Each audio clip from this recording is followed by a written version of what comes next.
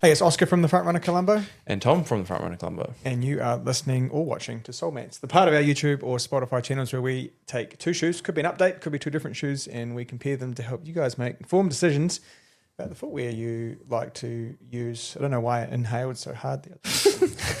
It's been a long day. It's been a long day. It's 4 o'clock on a Friday, and Tom and I are finally sitting down to do this. 4:30 on a Friday, and Tom and I are finally sitting down to do this. So the shoes that we are talking about today have been,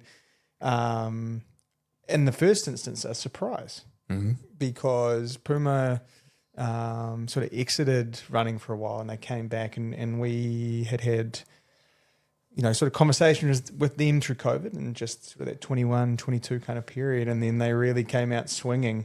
Particularly with the Deviate Elite stuff, Molly Seidel winning a medal in version 2. And then we saw a leap in, they were sort of the first ones to go after this ATPU, this aliphatic TPU material, the R&D guys. I've met them as a Frenchman. He's a little bit like a crazy French scientist. And they sort of come up with Deviate 3, which was unbelievably popular. I wouldn't say it was the most aggressive or necessarily felt the fastest, Deviate 3, but it was unbelievably reliable. Yeah, reliable and versatile. Yeah, versatile is a good word too, like 5K through to the marathon. No question that you weren't going to have to worry about the shoe and how it was going to perform. It's never going to ask your body to do anything your body wasn't capable of or keeping up with it. And that's part of the reason I wore it in Auckland 2 years ago. Was I felt like the shoe itself climbed the best at the time in terms of vert. And we all know Auckland, especially through Devonport, is quite hilly. And then downhill, because it didn't have that kind of super aggressive 4-foot rock, you could kind of control that knee flexion too. So unbelievably popular. Hung around for 18 months. It was due an update, and I think people were like waiting with bated breath. I was very lucky that I got to see some early versions last April. But what are your first impressions of the shoe? It's impressive. I mean, I was a big fan of the 3 personally. I think purely because of its comfort and versatility. It's nice when you can get a shoe that can do it all and feel good, like you said, at all paces. Didn't really demand too much. I feel like it didn't beat up my body as much, which was nice. And I was very consumer friendly to the majority. We often see with these carbon shoes that they can, obviously they're testing them with their elite athletes in mind, first and foremost, so they can sometimes be a bit unkind to the non-elite. Or the general public. So this is a very welcomed update because I feel like you have the top of the line pick in a package that anyone could wear, which is what the 3 was, but they've well and truly, I think, succeeded that and improved aspects where maybe it did lack slightly if we had to be picking on nitty gritties. But I always felt like the kind of the curve and the width in the midfoot, perhaps the outside of my foot kind of hung over the outside of the shoe, just a little bit of it. I felt a wee bit crammed up in the volume, particularly around the last eye stay, around the metatarsal heads or the kind of the toe heads. So like you, I think probably the general public like the idea, the foam tunage. I don't know if tunage is a word. Is tunage a word? I made it one. Fuck it. We'll trademark that for the day. Was firm. Yeah. And in a generation of foams where people are used to something just slightly softer, without compromising stability, the 4 is definitely that. They've widened the midfoot base, so the net base of the midsole, and particularly that midfoot area, and a little bit wider through the end of the toes as well. So when you go to take off, there's some assurance or reassurance that there will be shoe there as you kind of reinvert and go to push up off the ground, which I think is important when you have a shoe as stiff as a carbon plated shoe, right? You want that like reassurance that there's going to be shoe there for you to kind of power up and out of.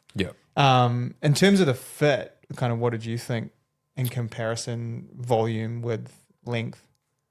Yeah, so I would lean towards a 9.5 in both of them. So in that comparison, I think they're fairly similar. However, the volume of the 4 is definitely less. Like it sits a lot closer to your foot, which honestly, I mean, I haven't done a workout in it, so I can't comment on that, how it would be over a certain amount of time. But on foot, like striding out down the footpath feels great. It's comfortable. It does feel a little bit different when you're walking in it to when you're running in it. So definitely don't take the on foot feel as your what you're going to go off, because it does to me feel like there's a little bit of a, not bulge, but you can feel more pressure under your little toe. And I think that's just due to the flaring of the forefoot and how far back they've brought the plate. And we've had other people like Connor and Stored even said that today. When you get up and running in it, that's where it really shines. Yep. And he was quite amazed by how much response he got back from it, even at like just a steady jog, not even a race pace stride out. And I think that's where the foam, it's called the same thing. And we always kind of hum and ha about this with brands, like calling the foam the same Nitro Elite, but it being a completely different density or compound. So it has changed, even though it is the same. It's definitely more responsive, I feel like. The 3 was comfortable and did provide response. This is a lot. Like, it feels, I don't know, it feels, if you're pressing the foam, it feels to me firmer in the 4. But then when it's on foot, it's softer and more energetic. And I think it's a dual layer. Possibly different densities. Cannot confirm nor deny that, but yeah, they've found some magic in it, and I think it kind of leans into their Fast-R 3 geometry a little bit more. Bring the rocker slightly further back. It's going to roll you off the front, and you want to land where the shoe wants you to land, because you can feel the sweet spot in it. And if you can stay up on that sweet spot, which I think most people should be able to do, because it isn't super aggressive. It is, however, more aggressive than the 3. Yeah, the plate geometry has changed, and so it definitely starts closer up towards the heel and scoops down quite dramatically. And like you said, that kind of happens a little bit further back. So you almost get this stuffing of the top layer of foam as you go to apply pressure across the midfoot. So you kind of, the foam collects and gathers, and you get that sort of squish compliance, and then it loads. And as you go to bring it off, you kind of get that catapult action beginning to happen. I did find that the volume is less in the upper, but the base plate's slightly wider. And so when I go to put my foot in there, I feel like there's kind of, I'm not spilling over the sides of it, but the top of the upper touches the top of my foot. I think that's really important in this model, because the upper is thinner and has less, I guess, stability features in terms of the rigidity is probably a better word. The upper's not as rigid or as harsh. So I think you want it to be down closer, so you're not sliding off the sides of it, particularly in those corners or, going around corners, or when you get tired and you start scuffing a wee bit, like we all tend to do. Can confirm in Osaka, started to scuff the back of my Fast-R 3s. I need a fresh pair. It was a one and done. But yeah, I think to get the shoe, 12% lighter? Yeah, 12% lighter. So coming in at 170 grams compared to 194. Which is like when we talk about marginal gains in training. I mean, this is marginal gains. Like it's pretty hard to go from that to that. And then keeping the same 8mm drop. To me, it's funny how this now feels like the racing version. This could be a training version. They've kept their, again, PumaGrip. It is a slightly different formation or design. A lot thinner. So that, again, keeps the weight down. Still very sticky and tried and true. Like, you're not going to have any issues with the tread. Probably a little bit less coverage than they've missed out the medial side. And the heel, not many people land on the medial side. If you're landing there, we're in trouble. It's probably not the shoe for you. But yeah, it comes in 2 fresh colorways. I really like the light blue yellow, and then there's a white and yellow option available too. But a shoe that is going to be able to do a lot, I think, and feel great at a lot of paces, just like the 3. So for your summer marathons or your winter marathons, as we have here in New Zealand, it's a great option. Definitely try it on there. So yeah, I think it's going to be one of the more stable options. Yeah. So if you are wanting to try a carbon option, other than the fact it's only 360, Yeah. Price point. 360 NZ dollars rather than like we're sort of 440, 450, 500.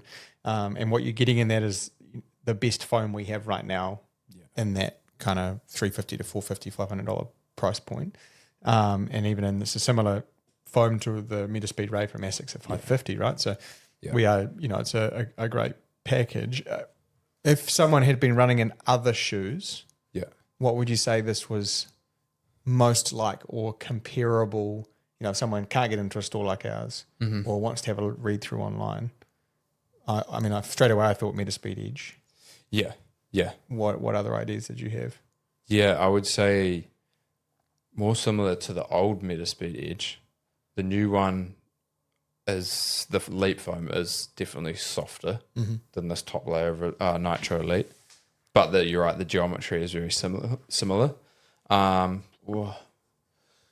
Maybe Rocket X3, but the Rocket X3 is probably firmer. Well, I feel it to be firmer from Hoka. Yeah. Hoka Rocket X3. It is tricky, actually. You could actually say, and I know it's not something we have in the store, but the Vaporfly is quite similar in terms of the rock and the materials used, like in the upper. The shape is quite similar. That's the current one.